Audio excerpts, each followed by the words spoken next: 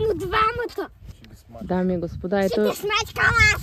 Защо ти игра с новия пролет? Здравейте от следващият ден, в който днес цял ден съм в консултации. После с Илбари сготвихме кубети и бургер. Нали така, мамо? Отиваме и хващаме нивата. Да се разходим. С Митето, с кучето му Арон, който е кучето, което е вълче. И сега ще се поразходим малко. Утре имам консултации на живо. Ще се опитам да снимам един от моите клиенти, ако ми позволи. Утре Илбари се е на роботика, аз имам консултации с клиенти и животът е прекрасен. И може би в това видео ще видите как ще ходим на Поморие на кални бани, мамо. Но двамата. Дами и господа, ето... Ще те смачкам аз. Защо ти игра с новия пролет? Кой винаги каза нещо, но никога не го прави. Ето така го правите, а го взимате в другата си ръка. Така. Топла сте. Това е много лесен трик. Здравейте! От следващия ден във Варна съм с новата кола. Тази линейка ще може ли да мине? Добре, малко съм запушила тук. Идвахме до Варна от село, не знам дали се чува. Илбари го закарах на програмиране и сега отивам на консултация с клиент на живо. И после имам онлайн консултации. Айде рисувай. От това мога ли го пича тук? Какво? Ето не пише. Добро утро. На работика идваме. Имаха. Добре. Ето. Отиваме на гонг терапия. Си Митето. Ей го. Моя клиент. Я да видя къде е мамо това. Ето го. Искам да покажа. Вижте, точицата. Ама ли то наистина тук ми е подуто? И то сега ще се подуе малко. Залеза. Добре, значи съм готов. Така, пристигнахме, дами и господа, в Поморие с матраците. Ще ви обясня за матраците. И сега ще свалим багажа. Всъщност ще сваля част от багажа. Ще взема две от чантите, а пък другите после. Айде! Тук що пристигнахме в почивката ни на Поморие. Нека ви покажа какво има. Само да ви кажа, че ще ходим на цирк и след малко ще ви покажа хотела. Хора, вече сме пред хотела и не знам просто каква ще ни е стаята. Гледайте, майка ми. Тя понякога дране е така и се плеси. Но хора, да кажем, че сме си и аз пък пред в хотела. Но още не сме влязли в стаята. Хора, в асансьор сме и гледайте.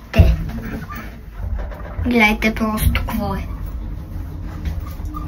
Това нормално ли е? Кажете ми в коментарите.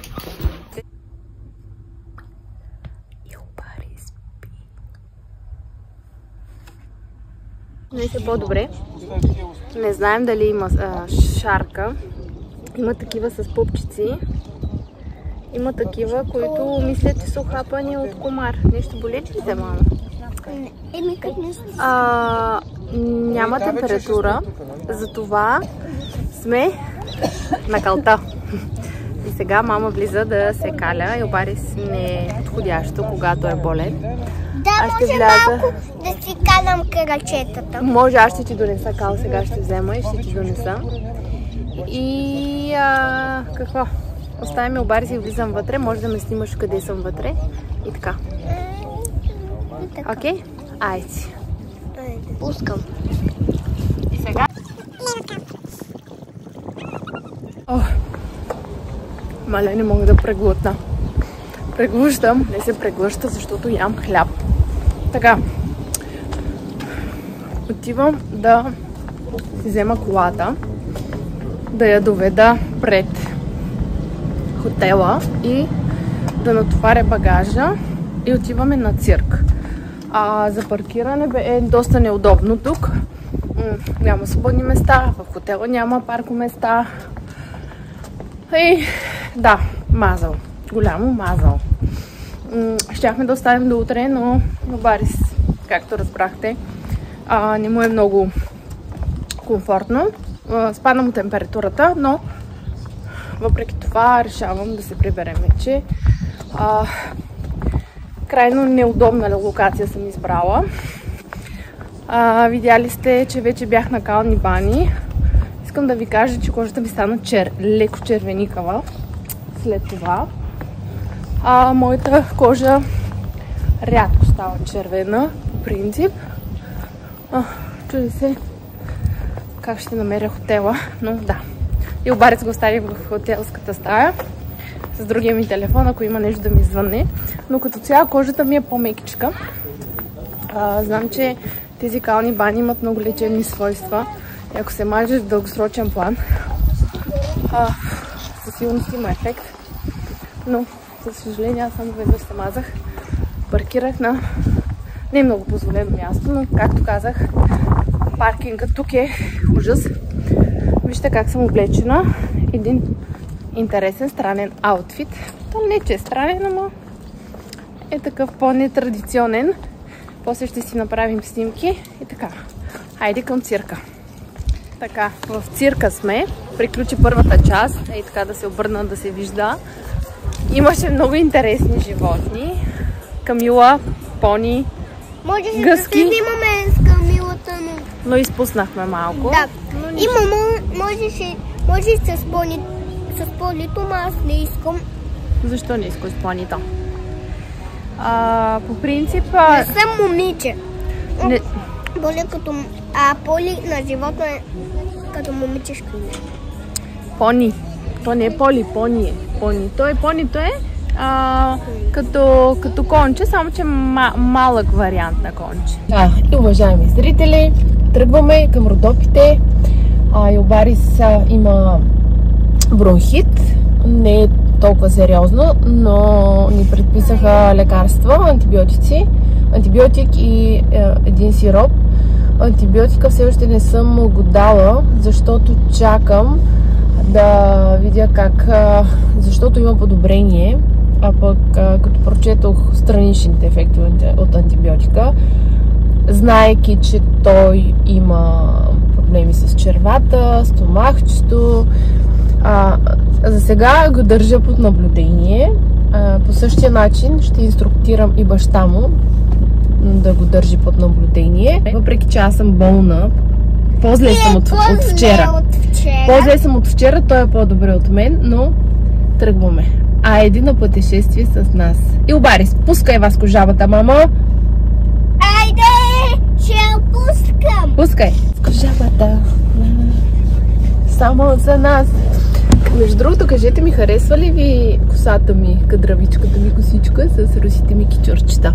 Между другото, те са прикрепени, не са моя коса, но са прикрепени с такива капсички.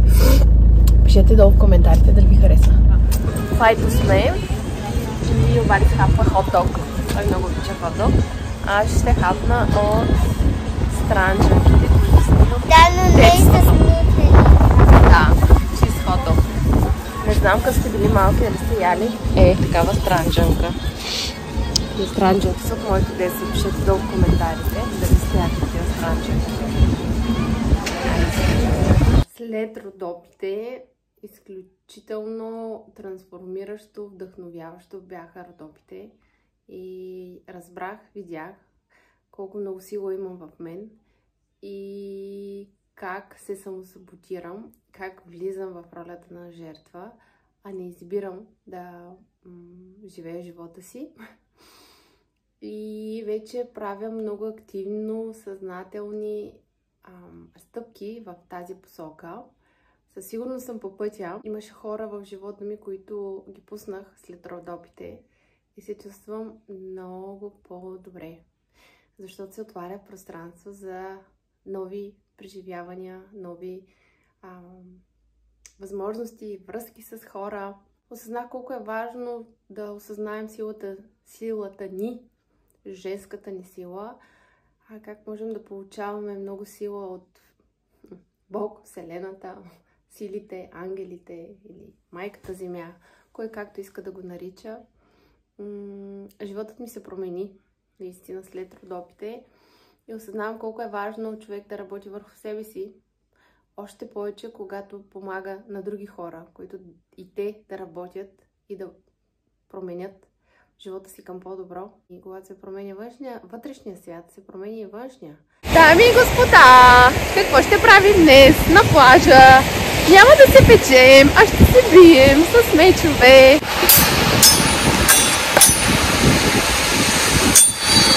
Готови сме. Преди припадък се отказваме. Хитри сме. Следващия път ще припадне. Може би слагам край на този влог и очаквайте следващия влог, в който ще ходя на сватба, Елбарис почва училище. В професионален план много неща се случват. Ще направя видео, в което ще разкажа и ще обясня как съм почнала консултантската ми работа. Пишете долу в коментарите, ако нещо ви интересува, имате въпроси. Ако ви харесва видеото, дайте палец нагоре, абонирайте се и до нови срещи!